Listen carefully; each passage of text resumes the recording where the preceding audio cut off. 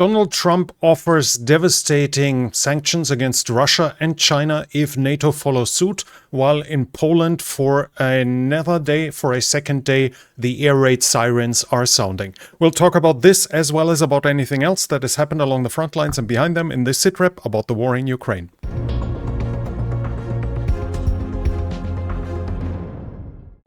Poland is saying they found in total 19 drones. That's at least the last direction, the last report that I have. I apologize, 17 drones.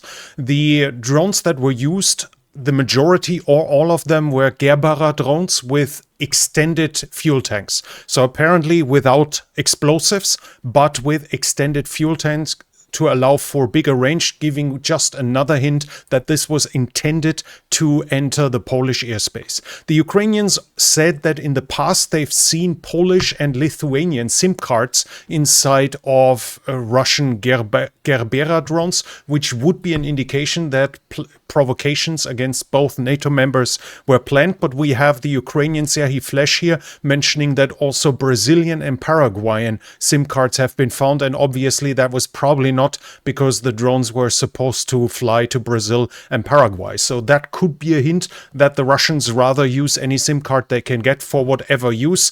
That's out of my expertise to explain that to you, but that would be an indication, as Serhiy Flesh is the guy to know about drones. Nevertheless, 5 of the drones were apparently aimed at the airport Rzeszów or something. I don't know how to pronounce that. I apologize to Polish-speaking listeners, but that's the main airbase in southeastern Poland that is used for resupply of Ukraine. Russia can do these strikes not only to put Poland and NATO on edge, but also to reduce aid for Ukraine if air defense assets are being held back to protect Poland. Poland is right now sending soldiers. That's the report. Poland is sending soldiers for anti-drone training to Ukraine.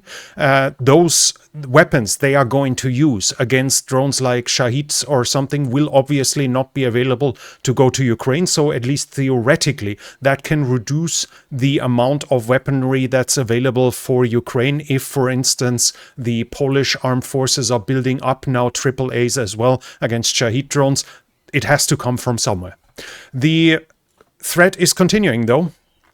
There was another report of threat against drones, threat in regards to drones that could enter Poland. So far, I have not seen that they have entered Poland at the finishing of the research, but Poland has closed down the airport in Lubin. Airplanes, fighter jets, as well as helicopters have risen up to counter the drones should they enter. There are video reports also that in the eastern Ukraine, sirens were sounding, air raid sirens, so Poland is feeling under threat. And this has to be seen as one of the effects as well. Poland is getting attrited by this to a certain degree. If from now on they have to start air defense measures every single time the Russians send drones towards western Ukraine, and if the Polish have to start their fighter jets every single time, this will cause wear and tear and additional costs that otherwise would not be needed. Poland is also sending an additional 40,000 soldiers to the borders of Belarus and Russia during the Zapad 25 exercise that has started now. Numerous NATO allies are also sending fighter planes or air defense to Poland. NATO is starting Eastern Sentry as a result of this incursion into Poland. Then the Zapad exercise has started, but according to the Lithuanian intelligence agency, only 8,000 of the soldiers that are participating are in Belarus, and only 2,000 of those are Russian. So the fears that this exercise might be a preparation for an invasion of NATO that some were having, those fears are unfounded. The Russians clearly do not have the capacity inside of Belarus. Ukraine has, on the other hand, started or continued its attacks against the Russian military and economic targets. The Russians have struck in Primorsk, the oil harbor. They've hit oil pumping station on the Baltic pipeline to Ust-Luga, and they've hit the Ufa refinery. Ukraine also has suffered another loss in its aircraft. A Sukhoi 27 has crashed and the pilot did not survive. We'll switch to the developments along the front line, and here we start in the direction of Sumy. No changes on the ground, but according to a Russian mill blogger, 1 brigade of North Koreans are now along the international border, but no reports that they have engaged yet. That could be used to basically allow the Russians to redeploy forces to other places if the North Koreans take over. That's it from this direction. We go to Kharkiv, no change there. We go to the Eastern Front, and I have nothing from Kupiansk, just reports that the Russians are using a gas pipeline under the Oskil to enter Kupiansk. There are reports like this, but the Ukrainians are aware of that, so that problem should be under control. At least that would be expected. Further to the south, though, the Russians have taken Serednie, which is here, at least according to Konstantin Mashovets, and according to him, the town of Chandrylholove is getting infiltrated, so this should probably be gray zone, and this here should be under Russian control according to this. The Russians also have advanced in this direction here. We have a geolocation of the Russians being at this point here, and on the map that should be more or less here, so a minor advance between the towns of Derilove and Kolodyazy. That's it north of the Seversky Donetsk. To the south we have nothing in Siversk, and in Kostiantynivka we have the Russians advancing. We have them east of Petrechine. Here in this direction we have geolocations here and here, meaning that the Russians are operating here and here. The Russians have also operated north of Bilahora. We have that here at various points here. That is, I think it was here and roughly here. So all of this, we had Russian presence, and the Russians have entered the dachas of Kostiantynivka at this point. So the Russians have entered the built-up area of Kostiantynivka, not the city itself, but the dacha area, which are technically a part of Kostiantynivka, which would mean the Russians have entered that town. The Russians have also advanced close and been spotted close to Nelipivka. This is up here. We have the geolocation north of Nelipivka. This would obviously be important as it's about to cut off, as this would endanger the Ukrainian positions south of the reservoir. If the Russians are already operating here, whether Nelipivka is under their control or not is unclear, but it shows additional Russian presence here. The Russians have also advanced at Yablunivka. We have 2 positions here in the north of Yablunivka where the Russians have recently been geolocated. That's here and here, so the Russians are advancing to the north here. In the direction of Pokrovsk, we have the Russians south of Sofivka. Here we have the geolocation at this point. So that is here. The Russians have advanced to this point recently, and they have operated east of Volodymyrivka, which we also have geolocated here at this point. That should be more or less here. So the Russians are pushing towards the west in this area here. In the rough direction of Meshova, we have the Russians being pushed back in Filia.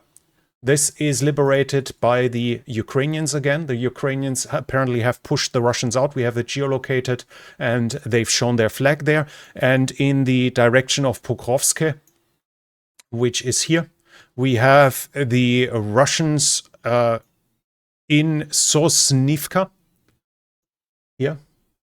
Sosnivka is taken by the Russians. They have geolocations all over the town where they show their presence. So Sosnivka has fallen. Obviously, that means that the town of Horoshe has also fallen. Otherwise, they wouldn't have been able to take control over it. Further south, Terenove, we have the geolocation of the Russian forces in there as well. That's also taken and geolocated. And finally, we have the Russians inside of Novomykolaivka as well on the eastern part of it, which is down here. So the Russians are pushing forward here as well. And that's it with territorial changes. Anything I can see that I can confirm. Overall, the situation is mostly unchanged.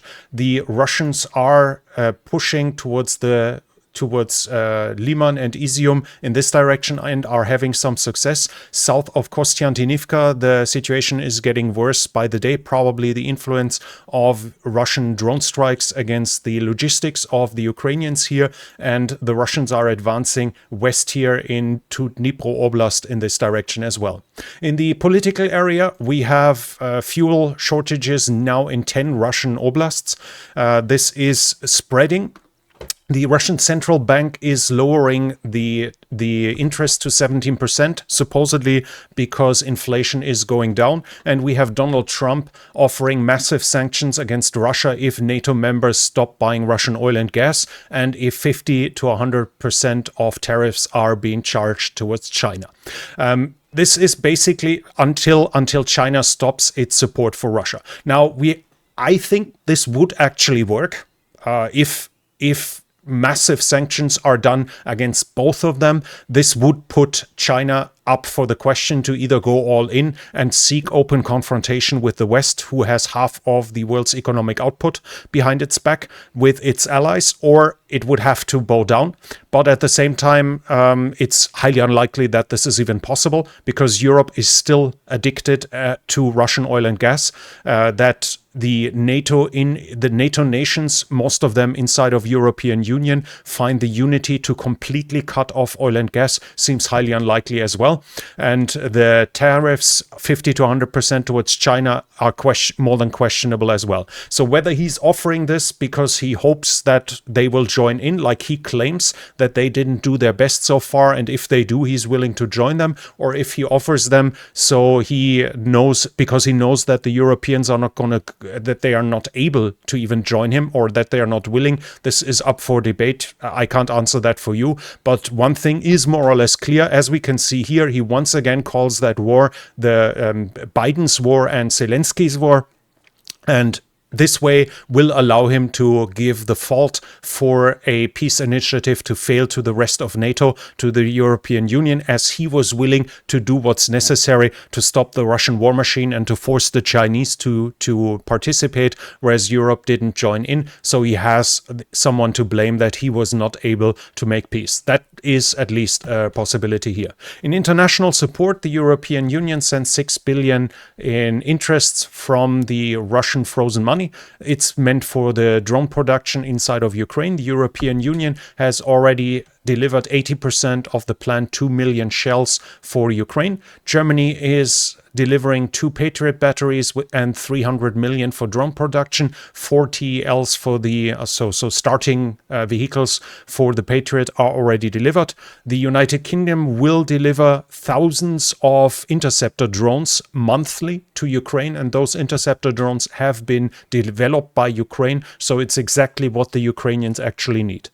Poland is sending 10,000 155mm shells. Sweden is promising roughly $1 billion, 18 Archer artillery systems, long-distance drones, maritime equipment, radar systems, air defense, infantry weapons, etc. A lot of different things. And before we finish, we have an interesting video here. This is a drone attack on an MBT that is being done here. And we can see that the MBT fired already, and he fires and manages to get the drone down. Now, I don't think it was an actual shoot down of the drone with a projectile. This was likely just the pressure from the barrel itself, from the cannon, but it still allowed the tank to shoot down a drone in its final approach. I think that should have been a first. I don't think I've seen anything like this before. And that's it for today's SITREP. If you liked it, please give it a thumbs up. It helps with the algorithm. If you're new here, I would like to invite you to subscribe to the channel and hit the bell icon, and leave a comment if you have something to add. This channel is only possible because of the support of viewers like you. If you like to support the channel, you can do so by the means in the description, but that's it from me for now. Thank you for watching, and I'll be back.